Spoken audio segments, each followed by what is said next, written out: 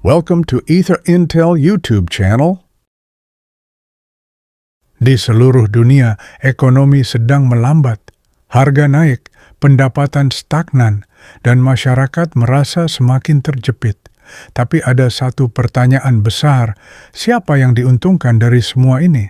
Dan apakah situasi ekonomi global yang sulit ini benar-benar terjadi secara alami? Hari ini kita bahas korelasinya tanpa teori liar, tanpa sensasi, hanya pola dan fakta yang jarang dibahas. Dalam 3 tahun terakhir, dunia menghadapi kombinasi yang berat, yaitu inflasi tinggi, biaya hidup naik, ketidakstabilan pasar, dan pelemahan daya beli. Ini bukan hanya terjadi di satu negara, tapi hampir di seluruh dunia. Lalu pertanyaannya, kenapa pola krisis ini seragam? Jika kita tarik ke belakang, ada pola berulang dalam sejarah ekonomi. Saat dunia mengalami masa sulit, ada pihak-pihak tertentu yang justru memperbesar pengaruhnya. Dalam ekonomi global yang sangat terpusat, keputusan segelintir institusi finansial besar bisa menentukan arah, yaitu bunga naik, likuiditas diperketat, investasi dipindahkan, dan pasar merespons. Bukan karena mereka mengatur segalanya, tapi karena kekuatan ekonomi modern memang terkumpul di sedikit pusat keputusan. Saat kita bicara elit global, kita tidak bicara tentang kelompok rahasia. Kita bicara tentang struktur kekuasaan ekonomi yang sudah lama terbentuk, perusahaan raksasa, investor besar, lembaga finansial internasional, dan pemimpin ekonomi dunia.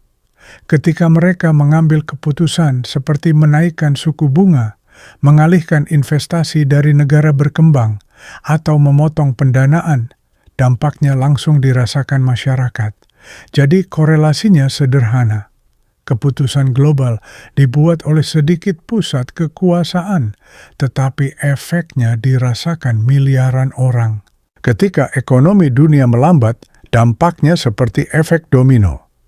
Biaya produksi naik, harga kebutuhan pokok ikut naik, perusahaan kecil tertekan, PHK meningkat, masyarakat kehilangan daya beli, dan di sisi lain, perusahaan besar, investor global, dan bank internasional justru mendapatkan peluang memperluas aset mereka, karena saat ekonomi melemah, mereka membeli dengan harga murah. Ini bukan konspirasi, ini memang cara kerja sistem ekonomi modern. Dalam krisis, aset melemah. Dan saat masyarakat menahan belanja, perusahaan kecil kesulitan bertahan.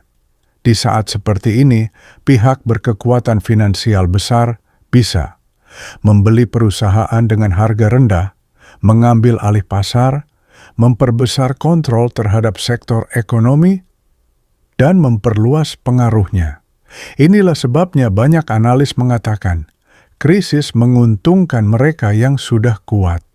Sekali lagi, bukan karena mereka menciptakan krisis, tapi karena mereka sudah berada di posisi untuk memanfaatkannya. Jadi, apa korelasi ekonomi sulit dan elit global?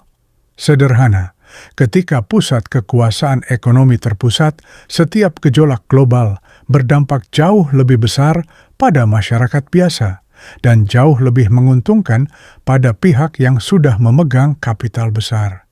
Pertanyaannya sekarang, apakah sistem ini bisa berubah atau justru akan makin menguat? Tulis pendapatmu di komentar. Sampai jumpa di analisa berikutnya di Ether Intel.